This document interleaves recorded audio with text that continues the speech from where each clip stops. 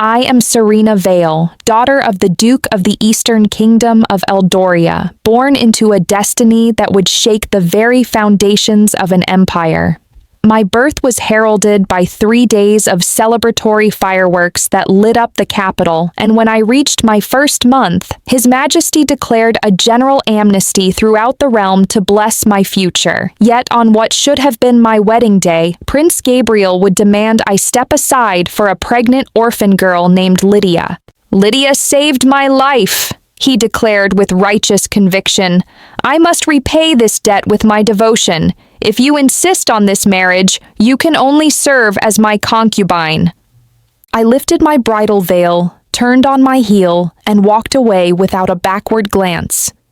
He believed I had been granted the title of Crown Princess solely because of his favor. How little he knew that within the golden halls of the throne room lay a secret imperial decree. The throne of Eldoria must pass to the husband chosen by Serena Vale. Without this union, the kingdom would fall to ruin.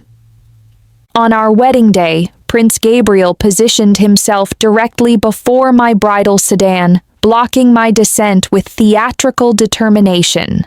"Simply agree to let Lydia become my consort," he proclaimed loudly enough for all the gathered crowd to hear, "and I shall wed you both this very day. Otherwise, I have no choice but to dissolve our engagement." The wedding attendant wrung her hands in distress. I asked Gabriel 3 times to confirm his intentions. "Your Highness truly insists on humiliating me on what should be our wedding day." Gabriel's voice rang out with practiced nobility. "Lydia preserved my life when all seemed lost. Such a debt demands the ultimate repayment, yet I am bound by prior obligation to you. I can only offer her the position of consort. To wed her today alongside you would grant her the dignity she deserves. If I cannot manage even this small gesture, then I have truly failed her." I required no further explanation. I simply instructed the wedding attendant, "Cancel the ceremony. We return home." I, Serena Vale, did not join the imperial family to endure such indignities. I am the only daughter born to the ducal house of Vale in 6 generations. My ancestors stood as sworn brothers to the founding emperor Taizong, fighting beside him through countless battles. When Taizong's forces were ambushed and decimated, my forefather rode 500 li through enemy territory to rescue the dying emperor from a field of corpses. He gave Taizong every morsel of his provisions while sustaining himself on ice and snow. The 2 men sat by a frozen river through an entire night, watching snow fall in silence, and swore a blood oath. "The House of Reed shall never betray the House of Vale. Should any descendant violate this sacred vow, may the gods themselves bring destruction upon our kingdom." Together they conquered the realm. Taizong ascended the dragon throne while my ancestor became Duke Protector. Before his death, Taizong left behind a sealed imperial edict, to be opened only upon the birth of the first daughter in the Vale bloodline. 4 or 5 emperors had reigned since, yet the decree remained unopened. Until my arrival, the first female child born to House Vale in 6 generations. The capital celebrated my birth with 3 consecutive nights of fireworks. At my full-month ceremony, His Majesty declared a kingdom-wide amnesty to accumulate blessings for my future. On my first birthday, he personally presided over the traditional selection ceremony. While other children chose among brushes, ink, paper, and gold coins, I was surrounded by a circle of imperial princes. "Which one captures young Serena's fancy?" the emperor inquired with indulgent amusement. At such a tender age, I understood nothing of preference or attraction. I was simply drawn to something that sparkled and gleamed, the jade pendant adorning the eldest prince, Gabriel. Thus Gabriel and I were betrothed, becoming engaged from infancy. Due to the deep bond between our ancestors, I grew up extraordinarily pampered. My status surpassed even that of many imperial daughters and princesses. Half the year was spent residing within the palace walls, yet I alone was granted exemption from palace regulations. Everyone around me catered to my every whim, with Gabriel leading the indulgence. When I craved street vendor noodles, he would clear entire districts for my exclusive enjoyment. If I wished to visit mountain temples, he would command vast processions to occupy the main roads for my comfortable journey. Should I desire a river excursion, he would arrange dozens of accompanying vessels while instructing riverside merchants to provide musical entertainment for my pleasure. In short, whatever I desired, even a single plum blossom from a mountain peak, Gabriel would dispatch servants to brave winter storms to retrieve it for me. He invariably fulfilled my every request. The other princes showed similar indulgence, satisfying my wishes almost without limit. Only one exception existed, the sixth prince, Julian. Though he shared my age, Julian possessed the gravity of someone who had lived several decades. Whenever he encountered me, he had numerous observations to share. Your behavior is too ostentatious. Your personal enjoyment prevents merchants from conducting their livelihood. You should not monopolize public roads, forcing common citizens to struggle through muddy paths. The imperial palace demands reverence.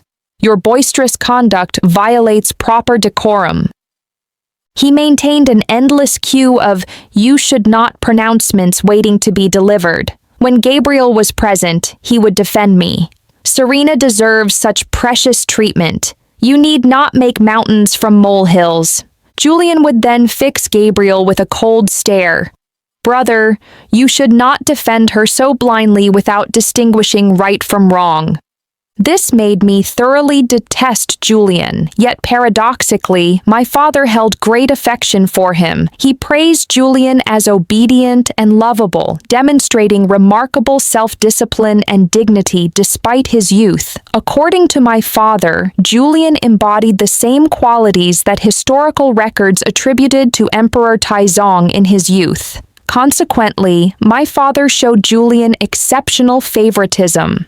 Julian wished to study under the renowned Master Gray, but Master Gray accepted no students, regardless of who requested it. My father took his most treasured calligraphy to wager with Master Gray. Though my father won the bet, he still presented the coveted artwork as a gift, his sole condition that Master Gray accept Julian as a student. Thus my father became like a second father to Julian. Since the emperor had numerous sons, Julian actually spent more time with my father than with his biological parent. When not pursuing scholarship under Master Gray's tutelage, Julian practiced martial arts alongside my two elder brothers. Over time, even His Majesty would jest. My son Julian seems more like your child than mine. My father would respond with equal humor. If he were to become my son-in-law, he truly would be half my son. One day, I overheard my parents discussing Julian again. My father sighed. Why couldn't Serena's little hands have chosen Julian instead? I examined my hands, which others praised as delicate as jade shoots. Are they truly so offensive? I wondered. Perhaps because my father favored Julian, I developed rebellious tendencies. The more he encouraged my friendship with Julian, the more I clung to Gabriel. Wherever Gabriel went, I insisted on following. When he attended lessons, I sat nearby listening. During his martial practice, I dozed in a corner. Though Gabriel excelled at amusing me, he possessed rather limited intelligence. I could memorize lessons before he grasped their basic meaning. His martial arts practice was similarly half-hearted. A few compliments from palace maids would have him flourishing his sword dramatically while calling out, "Serena, does my sword technique resemble a gallant hero?" I had intended to humor him, but lately his behavior irritated me beyond measure. Despite his mediocre scholarship, he constantly assumed the role of instructor simply because he was a few years my senior, subjecting me to impromptu examinations at every opportunity. While enjoying spring bamboo shoots, he would quiz me. "Serena, which poems celebrate spring bamboo? During the Lantern Festival, as I delightedly explored the celebrations, he would interrupt. "Serena, do you know the historical origins of this festival?" On beautiful autumn days, as I sketched persimmon trees, he would intrude. "Serena, are you certain about that brushstroke technique?" So I took up my sword and performed a flawless routine, leaving Gabriel speechless with astonishment before smiling sweetly. "Perhaps you need more practice." I had always indulged Gabriel's limitations. When he struggled with texts, I blamed the difficulty of the material. When his calligraphy lacked refinement, I insisted the brush was defective. When his paintings lacked artistic vision, I shouted at the heavens, "This terrible weather disrupts the first prince's concentration." He had grown accustomed to my constant praise regardless of his performance, until today, when I shattered his facade. The palace maids kept their eyes downcast, afraid to speak. Gabriel stared at me with frightening coldness. "Serena, when did you begin studying swordsmanship?" His tone was ice-cold and harsh, as though I had committed some betrayal. "I have trained since childhood." Born into a military family, though I was a daughter, being the only daughter meant facing even stricter standards. My father's requirement was clear. I must not prove inferior to my brothers. Fortunately, I seemed blessed by ancestral protection, possessing exceptional natural ability for martial arts. Whatever my father taught, I mastered quickly. However, being too young to participate in autumn hunts, I had never displayed my skills publicly. "Serena, I am your intended husband. As a couple, we are one body. You must remember to share everything with me in the future. You cannot hide things from me." Gabriel moved closer, staring directly into my eyes, waiting silently for my response. "Why must I tell you everything? We are betrothed, but that does not grant you control over me," I countered. But Gabriel refused to listen. "Serena, you must obey me. I will provide everything: wealth, honor, status, respect. I will make you the most fortunate woman in the capital. Consider, what have you ever desired that I could not obtain? Therefore, simply be good and listen to me. Do not overthink matters. It is exhausting." Gabriel's voice softened somewhat, but I found his words chilling. I pushed him away forcefully. "I am returning home. The type of woman you seek is not who I am." I avoided the palace for over half a month. My father began sensing something amiss and inquired with obvious concern. "Having difficulties with the first prince?" His eyes sparkled with barely concealed delight. I turned my face away without responding. "Oh, it matters little. There are plenty of princes. If you have lost interest in him, others remain available." I felt puzzled. Father, if His Majesty heard such words, would they not provoke imperial anger? Furthermore, must I necessarily marry a prince? My father nodded. "You must indeed marry a prince. Only a prince is worthy of you. But it need not be Gabriel." I felt helpless. He and I share an imperial betrothal. Surely such arrangements cannot be refused. My father nodded again. "They can be. If you are unhappy or displeased, you may refuse marriage at any time. My daughter possesses such confidence." Though I did not understand the source of my father's confidence, I realized I need not force myself to honor that betrothal decree. After Gabriel and I had not met for a month, Julian came to find me. My brother sent me to convey that his every action stems from concern for your welfare. I rolled my eyes at Julian. "Why did he send you instead of coming himself?" Julian answered matter-of-factly, "Because I live here at the manor." "Then go tell him that if he truly cares for my welfare, he should explain himself face to face." Unexpectedly, Julian shrugged. "I refuse." "Why?" "Because I do not live in the palace." Julian truly exasperated me beyond words. I still did not seek out Gabriel, but Julian visited me daily. "When will you go see my brother?" I genuinely could not understand Julian's persistence. "You ask on his behalf every day. What reward does he offer you? 100 taels of silver per attempt at persuasion. No wonder he was so diligent. Well, your profitable arrangement ends today. Tomorrow's autumn hunt will naturally bring us face to face.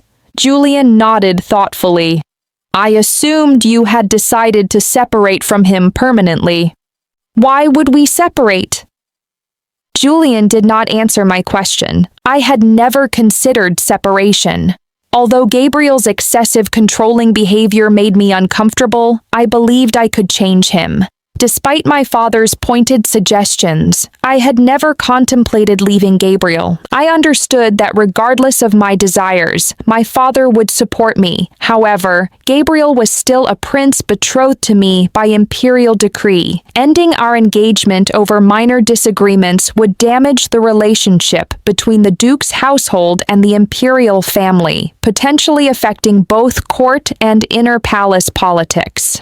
Having studied sage teachings for years, I could not commit such selfish acts. Therefore, I resolved to have a serious conversation with Gabriel. I still hoped for a fulfilling romantic relationship. Like my parents shared, my father's heart belonged solely to my mother. He never kept other women and, after producing us 3 children with my mother, spent his days either at court or home. Though mocked as henpecked, he remained unperturbed. My mother, protected by my father's devotion, had never experienced inner household conflicts and remained charmingly naive. Before the hunt, she actually advised me, "Today you might consider showing weakness. After all, he will be your future husband. Acting coquettish and sweet to please him would not be beneath your dignity. That is how I captured your father's heart and kept him bound to me for life."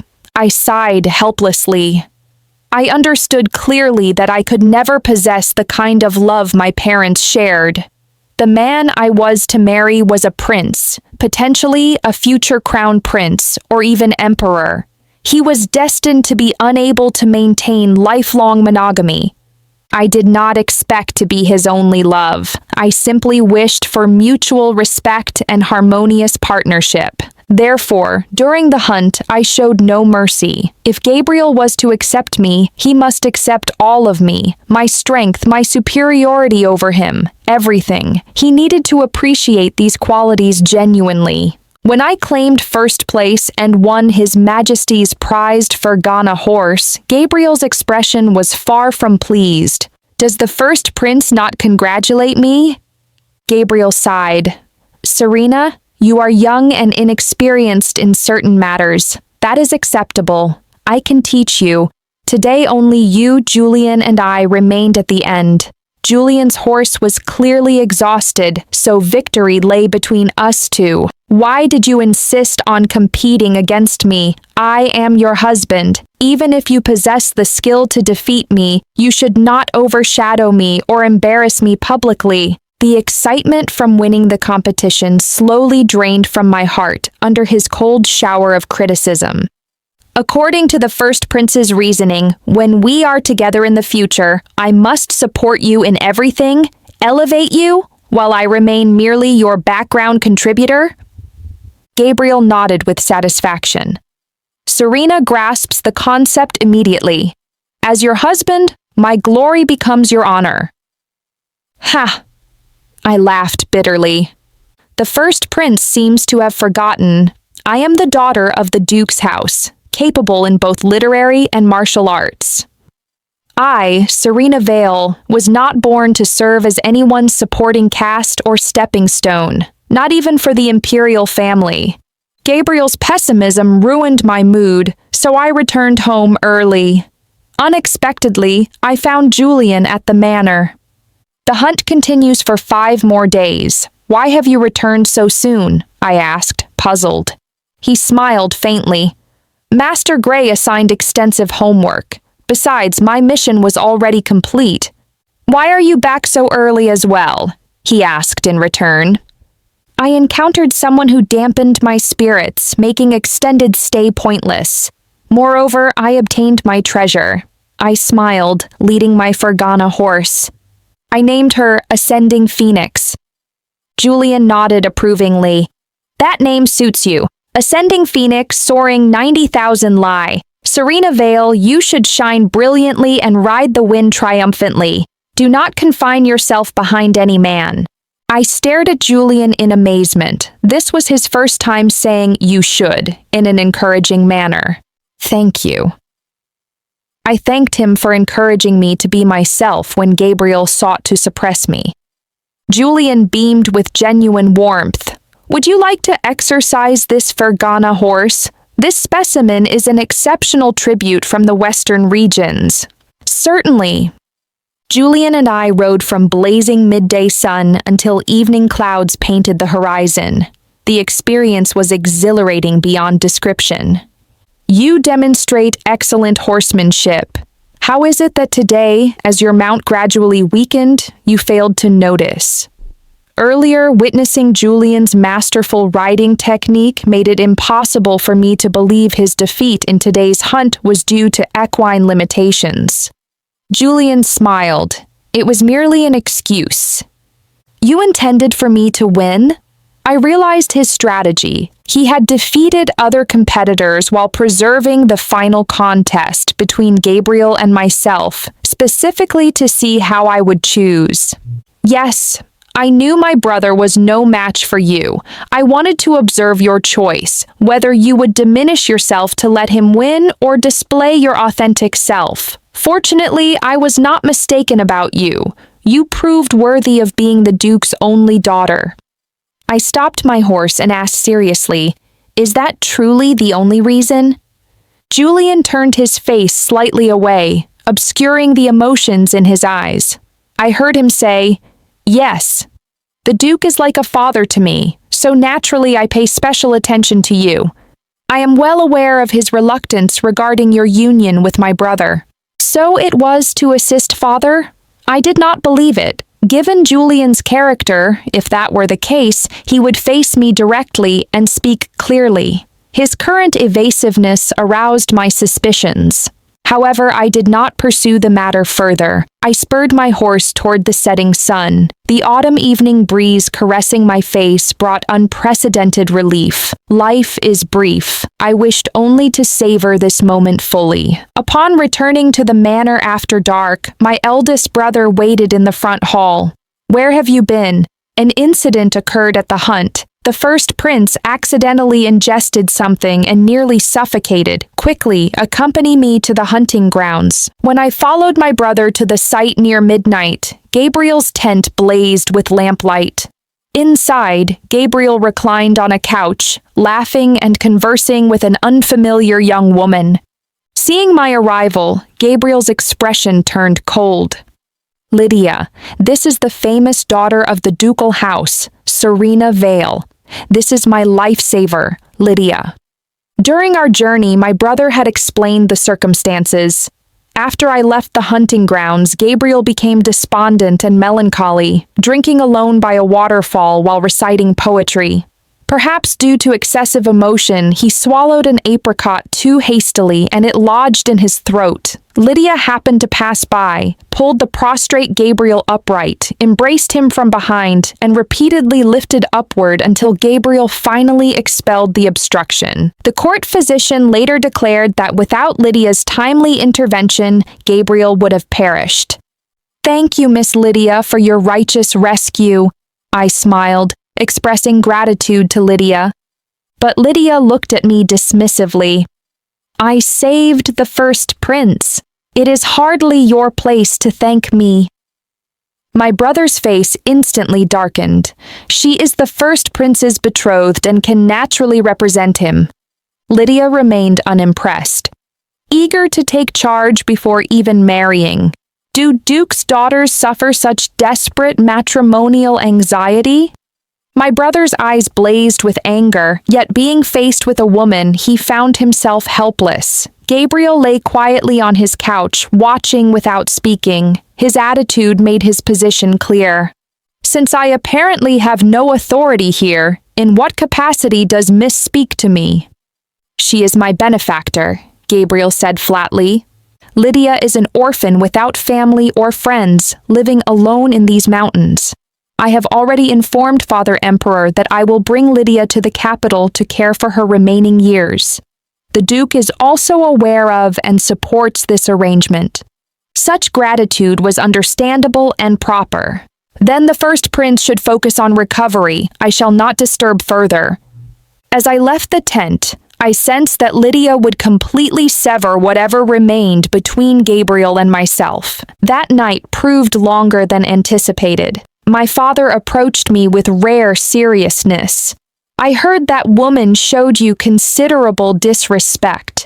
My daughter has been cherished for 14 years and has never endured such humiliation. You need not concern yourself. Your father will handle this. Actually, I had no intention of involvement. After riding with Julian, I suddenly found many conflicts meaningless, far less interesting than chasing wind shadows on crisp autumn days. But my father thought differently. He was determined to avenge this insult. Thus, when Gabriel recovered and prepared to return to the capital, the emperor cancelled plans for Lydia to accompany him. You currently have a betrothed. Bringing an eligible young woman to the capital would create inappropriate impressions. If you wish to repay her kindness, arrange a suitable marriage with a good family. On the day of separation, Lydia gazed at Gabriel with tearful eyes. Being able to know the first prince has been the most beautiful encounter in my impoverished life. I dare not hope for more, only that your highness remain safe and well throughout your days. These words moved Gabriel profoundly. After returning to the capital, he constantly pined for Lydia, losing his appetite and interest in everything. Finally, the empress, feeling helpless, petitioned the emperor. This subject only has one son. If anything happens to him, this subject would prefer death. This subject observes that Lydia is also a good child, alone and friendless, who saved my son's life. Why not honor his wishes and bring her to the capital? She could serve as a concubine in the future. The emperor angrily berated the empress for her stupidity and political blindness. Assuming the empress and Gabriel would abandon their pursuit, he was surprised when the empress approached me directly. Good child, you grew up together. How can you bear to see him in such dejected condition? They say women must understand men's hearts. Since he desires Lydia, you should accommodate him. This would also earn you a reputation for virtue and magnanimity. We women face difficult lives. Nothing is more important than a good reputation. The empress's words made me laugh with incredulity. I truly could not understand how such a confused woman had become empress.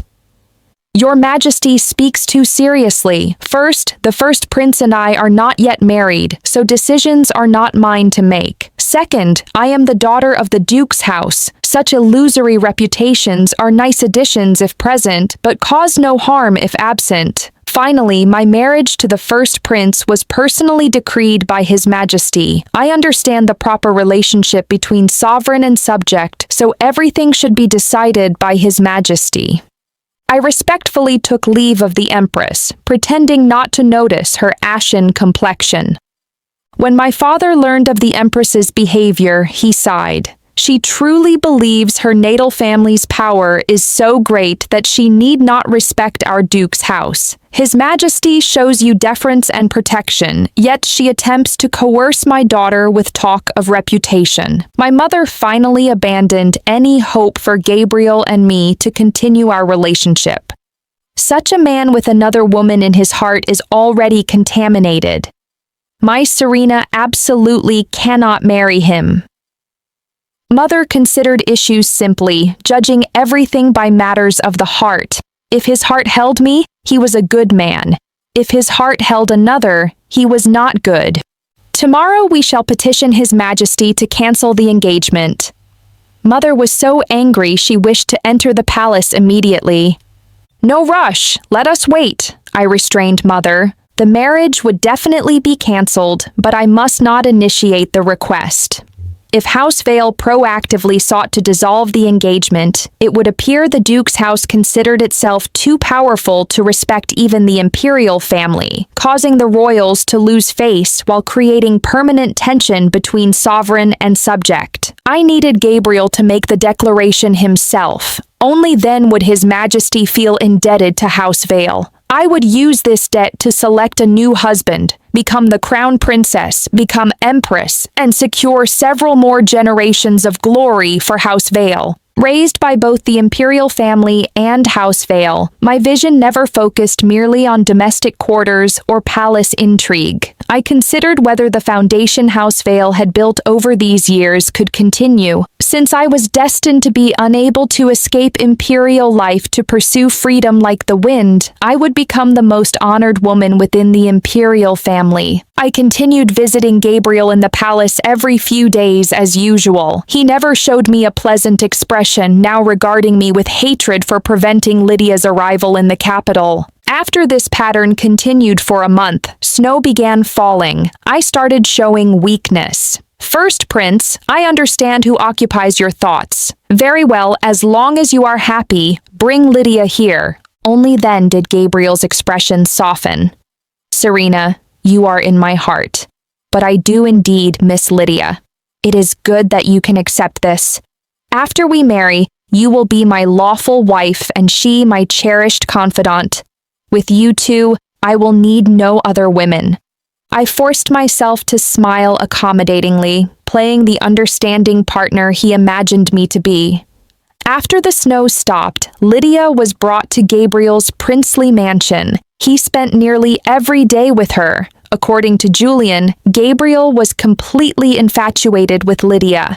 He calls her a remarkable woman. Not only does she compose excellent poetry, but she possesses many clever ideas and entertaining notions that greatly amuse the Empress.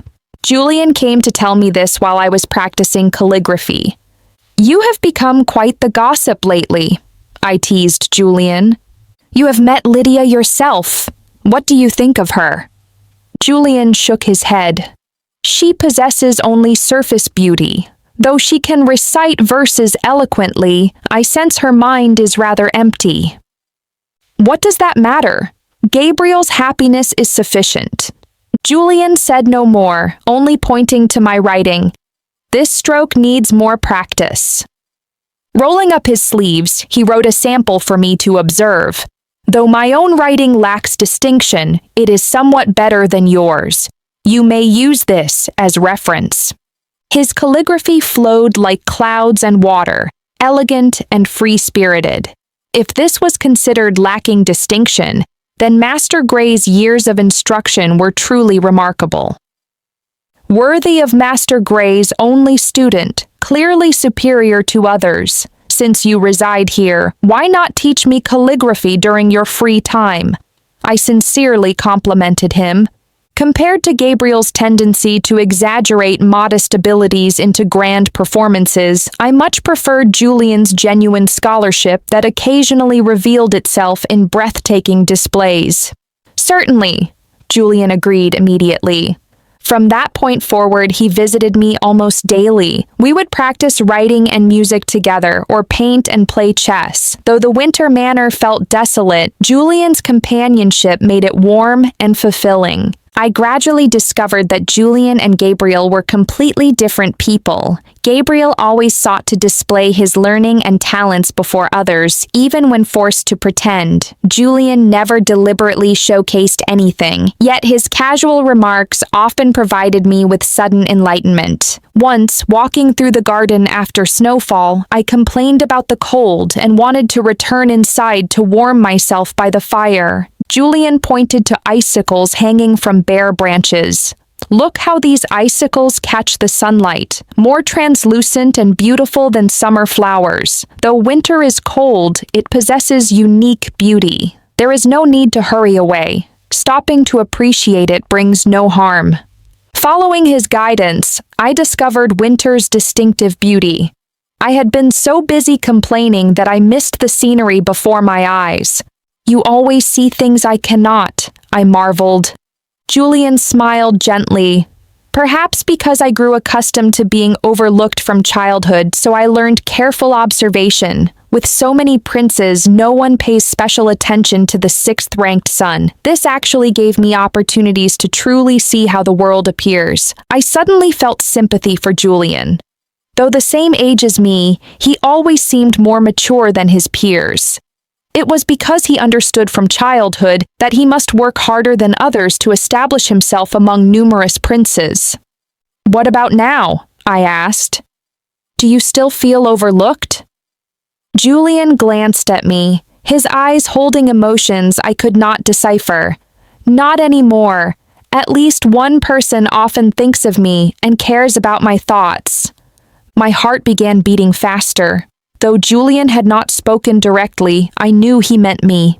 Afterward, I began paying closer attention to Julian's presence. I discovered he never spoke loudly like Gabriel or deliberately displayed his talents, yet his every action brought me comfort and warmth. During snowfall, he would quietly kindle charcoal fires in my chambers, so I would return to warmth. When I fell ill, he would personally prepare medicine in the kitchen, never minding if he burned his hands. When I felt troubled, he would not pry with questions, but simply stayed nearby or took me to engaging activities to redirect my attention. Most memorable was when I had argued with Gabriel in the palace and returned home with reddened eyes. Julian saw this and asked nothing, instead leading me to the rear garden. "Look over there," he pointed toward a distant plum tree. Following his direction, I saw that a tree I had assumed was dead had produced several small blossoms. Plum flowers always bloom in the coldest weather. The more difficult the environment, the better they display their resilience and beauty. Julian said softly. "Serena, you are like these plum blossoms. No one's words should wound you. You are inherently wonderful and need no one's approval." At that moment, tears nearly fell, not from grievance, but from being moved. No one had ever comforted me like Julian, not with empty words, but with heartfelt understanding and companionship. After the New Year celebrations, Lydia finally became pregnant.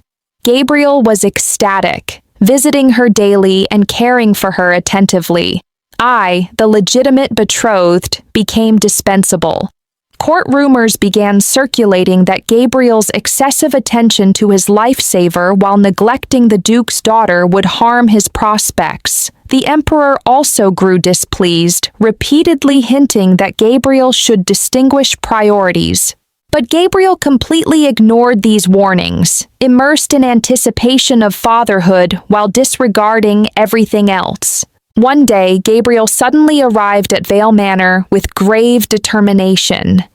"Serena, I must speak with you." Seeing his serious expression, I sensed what was coming. "Lydia carries my child," Gabriel began. "I cannot allow my child to be born without proper status." I waited silently for him to continue. "I hope you will agree to let Lydia become my consort and marry both of you on the same day. This would provide Lydia and the child with appropriate recognition without affecting our marriage." Looking at Gabriel, I felt surprisingly little emotional turmoil. Perhaps because I had long anticipated this outcome, or perhaps because my heart no longer belonged to Gabriel. "And if I refuse?" I inquired. Gabriel's expression hardened. "Then I must dissolve our engagement to marry Lydia as my primary wife. Serena, you must understand. Lydia carries my bloodline. I cannot betray her." "Then let us dissolve the engagement," I responded with unexpected calm. Gabriel appeared stunned, clearly not expecting such ready agreement. "Serena, have you considered this carefully? Dissolving our engagement would mean for you—" "Liberation," I interrupted. "Gabriel, we grew up together. I understand you better than anyone. Your heart no longer rests with me. Forced marriage benefits no one. Since this is the case, we should each seek our own happiness." Gabriel looked at me with complexity. "Serena, I thought you would cry, create scenes, refuse desperately." I smiled faintly. Such behavior does not befit me, Serena Vale. If I had truly lost to Lydia, I would accept it. But if you, Gabriel, prove unworthy of me, that represents your loss. After delivering these words, I rose and departed, leaving Gabriel alone in stunned contemplation. Returning to my chambers, I experienced none of the anticipated heartbreak. Instead, I felt remarkably relieved. This marriage arranged since childhood could finally end. Just then, Julian entered. His eyes held concern. I heard Gabriel visited you? I nodded. We dissolved our engagement. Julian's eyes flashed with complex emotions, surprise, sympathy, and joy? Are you well? He asked gently. Very well, I answered sincerely. Better than ever before. Julian sat beside me, softly stroking my hair. Serena, do you know? From the first day I met you, I knew Gabriel was unworthy of you. I turned to face him. Why do you say that? Because he never truly saw you, Julian said earnestly. He saw only the Duke's daughter, only the betrothed who should obey him and bring him honor. He never saw the real Serena Vale, the wise, brave, independent woman free as the wind. My heart raced. Julian's words struck directly to my core, making me suddenly understand something profound. Julian, I whispered his name. What do you see? Julian gazed at me with unprecedented tenderness. I see a woman who should be treasured, protected, and respected. I see someone worthy of lifelong devotion. At that moment, my world seemed suddenly illuminated. This was what true attraction felt like. Not the vanity of being spoiled, not the satisfaction of being obeyed, but the warmth of being genuinely understood and appreciated. Julian, I gathered courage to ask, if I asked whether you would marry me, how would you respond? Julian's eyes brightened, then dimmed again. Serena, I am merely the sixth prince, with little court influence. I cannot provide the status and luxury you desire. I do not want status and luxury, I interrupted. I want a husband who truly understands and loves me. Julian, are you willing? Julian studied me deeply, then slowly nodded. If you do not consider me unworthy, I would gladly spend my life cherishing you. That evening, I informed my parents of my decision. Surprisingly, they both supported me wholeheartedly. I always thought Julian superior to Gabriel, Father smiled. This young man possesses genuine learning and excellent character. Most importantly, he sincerely cares for you. I told you, men with other women in their hearts are unacceptable. Mother was equally satisfied. Julian is wonderful. We watched him grow up and know his nature. However, marrying Julian presented one major obstacle, obtaining imperial approval. Having just dissolved my engagement with Gabriel, immediately marrying another prince might appear strange to outsiders. But Father seemed prepared. The next day, he requested an imperial audience. I waited anxiously at home with Julian, who appeared even more nervous than I. If Father Emperor refuses, Julian began. He will agree, I comforted him while reassuring myself. Father would not go unless certain of success. Evening brought Father's return, his expression so complex I could not determine good or bad news. Father, what happened? I asked urgently. Father looked at me, then Julian, finally sighing. His Majesty agreed. However what? My heart leaped to my throat. However, His Majesty requires marriage within 3 months. Moreover, Father paused. His Majesty declared this the final time House Vale may choose its own matrimonial partner. Future Vale daughters, should any exist, must accept imperial matrimonial arrangements. Julian and I exchanged glances. Marriage within 3 months posed no difficulty, but the Emperor's latter statement clearly carried deeper implications. Father, why would His Majesty say this? I asked, puzzled. Father sighed again, then gestured for us to follow him to his study. There, he retrieved the long-sealed imperial decree. "The time has come for you to learn the truth." Father handed me the decree. I carefully opened the ancient document, reading its contents with growing astonishment. The founding Emperor Taizong, before his death, had consulted the imperial astrologer about Eldoria's future. The astrologer declared that Eldoria's destiny was intimately connected to Vale bloodline. Only the husband chosen by the first Vale daughter would be truly heaven-ordained, capable of inheriting the throne and ensuring Eldoria's long-term stability. Defying heaven's will would bring the kingdom's destruction within 3 generations. So, I stared at Father in shock. My choice determines the entire empire's fate? Father nodded. Precisely. This explains why successive emperors have shown House Vale such courtesy. They needed Vale bloodline to maintain national fortune. I turned toward Julian, finding his expression equally shocked. Obviously, he too was hearing this secret for the first time. "Then Gabriel," I murmured. "His Majesty originally hoped you would choose Gabriel, making legitimate succession possible. But now that you have chosen Julian," Father looked at Julian. "Julian, you are the future emperor." Julian sprang to his feet, face pale. How is this possible? I am merely the 6th prince." "Heaven's will determines all," Father said calmly. "Emperor Taizong was not the eldest son either, yet he ultimately became emperor. Bloodline importance pales before destiny." My emotions churned in confusion. I had been born bearing such tremendous responsibility, and my choice would affect an entire nation's fate. "Does His Majesty currently know this secret?" I asked. "He does," Father nodded. "Today I showed him the decree, which convinced him to approve your marriage. However, he understands this matter must remain absolutely confidential, or court chaos would result. Therefore, he requires your quiet marriage within 3 months, followed by gradual preparation." "Preparation for what?" Julian inquired. Father regarded him meaningfully. "Preparation to accept the throne." That night, I tossed restlessly, unable to sleep. Julian was equally wakeful. We walked the garden extensively without speaking. "Do you regret this?" I finally broke the silence. "Regret what?" Julian asked. "Marrying me. Without marriage, you would avoid these complications and continue as the 6th prince, continuing your studies with Master Gray."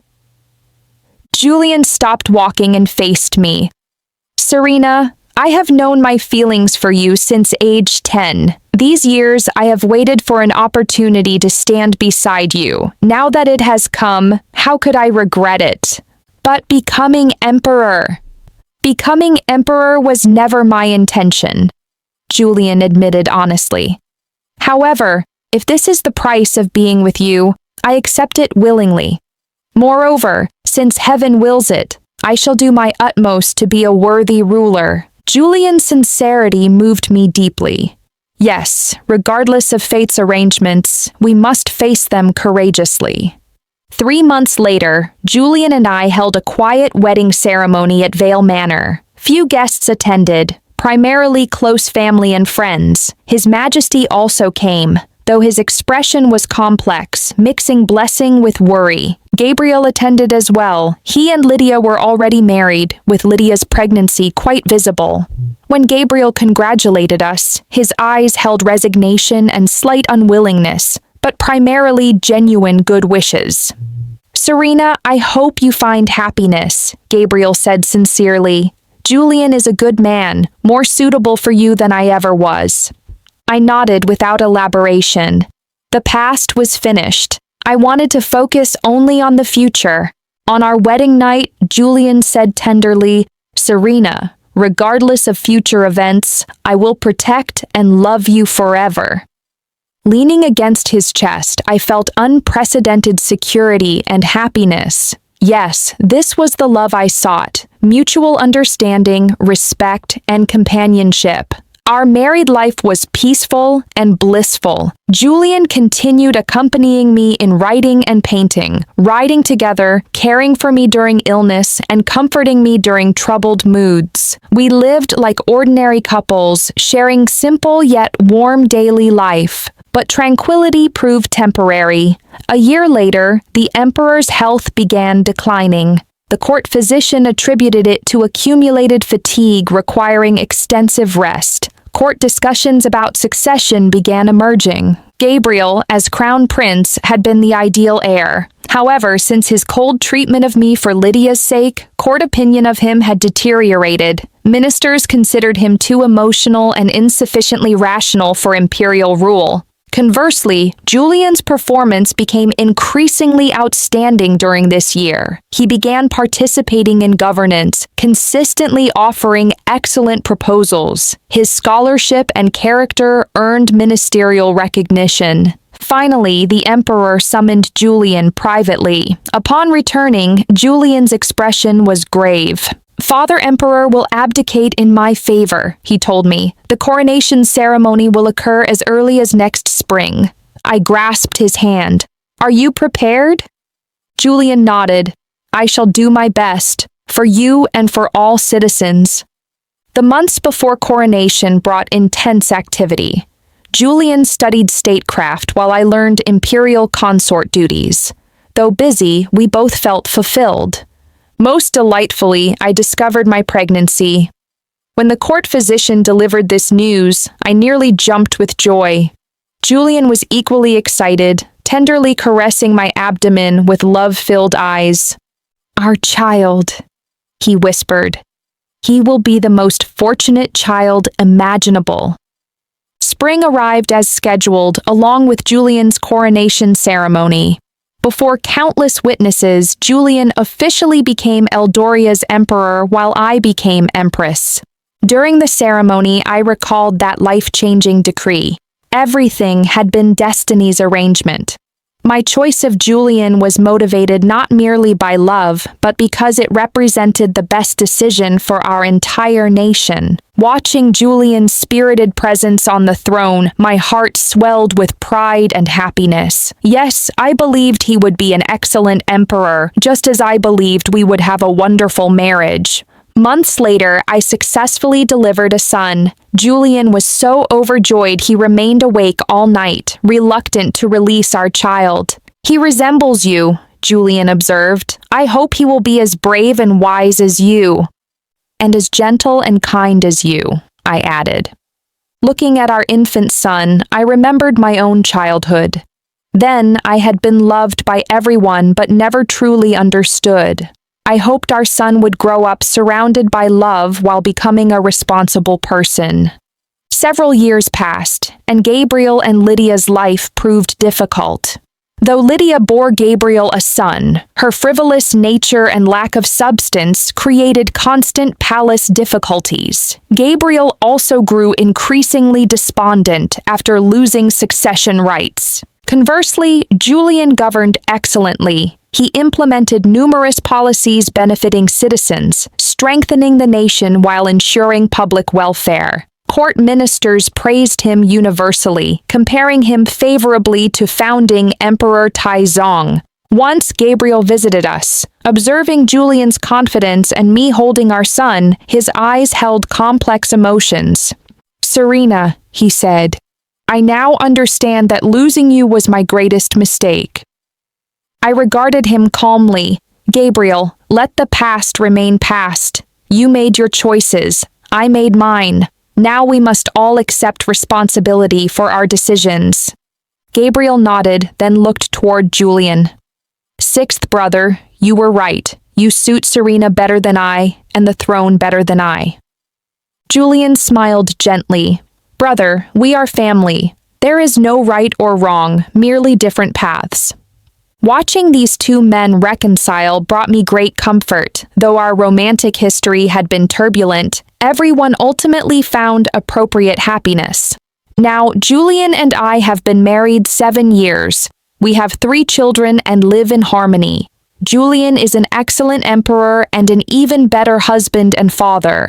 He has never caused me distress, always treating me as the most precious treasure in existence. I, too, have grown from that willful duke's daughter into a virtuous empress. I use wisdom and compassion to help Julian govern the nation and raise our children, ensuring Vale family honor continues. Reflecting on that destiny-altering decree, it truly changed my fate. But more importantly, it taught me the meaning of true love and genuine choice. Sometimes fate provides direction, but what truly determines life's course is your heart's choice. I chose Julian not merely because of destiny, but because he truly understood, loved, and respected me. That day in the garden, watching Julian play with our children, my heart overflowed with gratitude. I thanked fate for bringing me such a man. I thanked myself for making the correct choice. Serena, Julian approached, placing his hand on my shoulder. What occupies your thoughts? I am remembering our first horseback ride together that afternoon. I leaned against his shoulder. You said I should shine brilliantly and ride the wind triumphantly. And now? Julian asked softly. Do you feel fulfilled?